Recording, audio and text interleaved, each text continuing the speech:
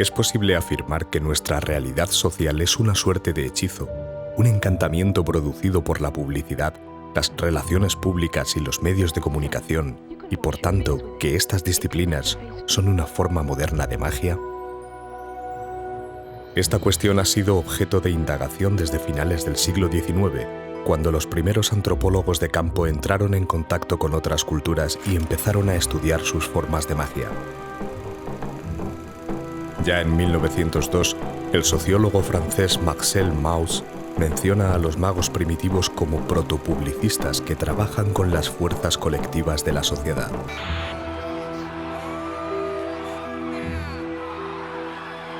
Pero no sería hasta finales del siglo XX que esta idea sería enunciada formalmente por el filósofo e historiador de las religiones Ioan Petru Culianu en su clásico Eros y magia en el Renacimiento.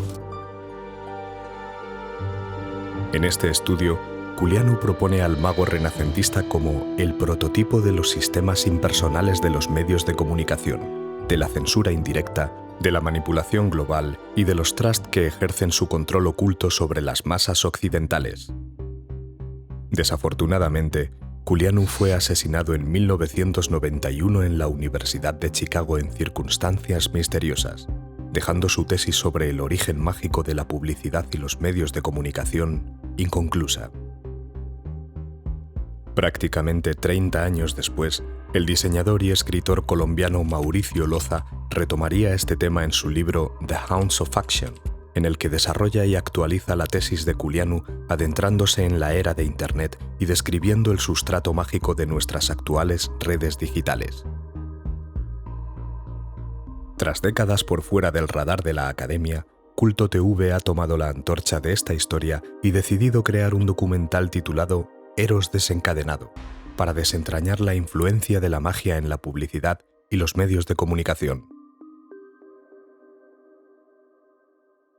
En un viaje que va desde las raíces filosóficas de la magia en la antigua Grecia y su redescubrimiento y desarrollo durante el Renacimiento, con el trabajo de Giordano Bruno, Eros desencadenado hace un recorrido histórico que une los principios básicos de la magia erótica occidental con el magnetismo animal del siglo XVIII, la medicina y la psicología del siglo XIX y la publicidad y la sociedad de consumo del siglo XX, para concluir con la influencia de la magia en los medios de comunicación electrónicos y digitales, en la cibernética y en la guerra mediática de nuestro siglo.